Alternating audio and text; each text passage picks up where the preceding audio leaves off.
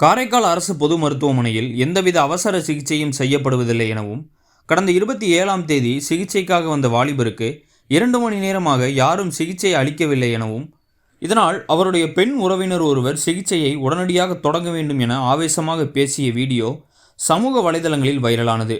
மேலும் காரைக்காலுக்கு இதுவரை புதுவை முதலமைச்சர் கடந்த 4½ ஆண்டுகளில் பல முறை வந்திருக்கிறார். ஆனால் ஒரு முறை கூட அரசு மருத்துவமனையை மேம்படுத்த எந்தவித நடவடிக்கையும் எடுக்கவில்லை.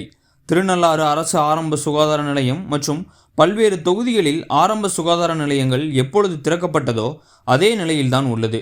தொடர்ந்து காரைக்காலை வஞ்சித்து வரும் சுகாதாரத்துறை மற்றும் புதுவை அரசை கண்டித்து காரைக்காலில் வரும் ஜனவரி 7ஆம் தேதி சிறை நிரப்பும் போராட்டம் செய்வது போல் எங்களில் பலர் காயம்பட்டு மருத்துவமனையை நிரப்பும் போராட்டம் நடத்த உள்ளதாக தெரிவித்துள்ளனர்.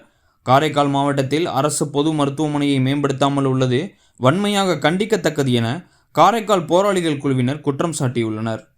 காரைக்காலை பொறுத்த வரைக்கும் 5 சட்டமன்ற உறுப்பினர், ஒரு நியமன சட்டமன்ற உறுப்பினர் இருக்காங்க. அதில் ஒருத்தர் அமைச்சராகவும் இருக்காரு. இந்த 6 பேருமே காரைக்கால் மருத்துவமனைக்காக எந்த ஒரு குரலும் கொடுக்காம மக்களை பற்றி கவலைப்படாமல் இருக்கிறத எங்கள் அட்மின்கள் கூட்டம் சம்பந்தமாக மிக வன்மையாக கண்டிக்கிறோம்.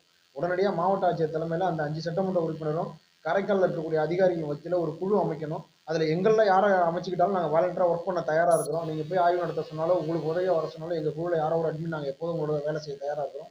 மருத்துவமனையை தொடர்ச்சியான ஆய்வுல அரசாங்க கட்டுப்பாட்டுக்குள்ள கொண்டு வரணும். 5 சட்டமன்ற உறுப்பினர்களும் கண்டிப்பா இது தொடர்பான முயற்சியை எடுக்கணும்னு கேட்டுக்கொள்கிறேன்.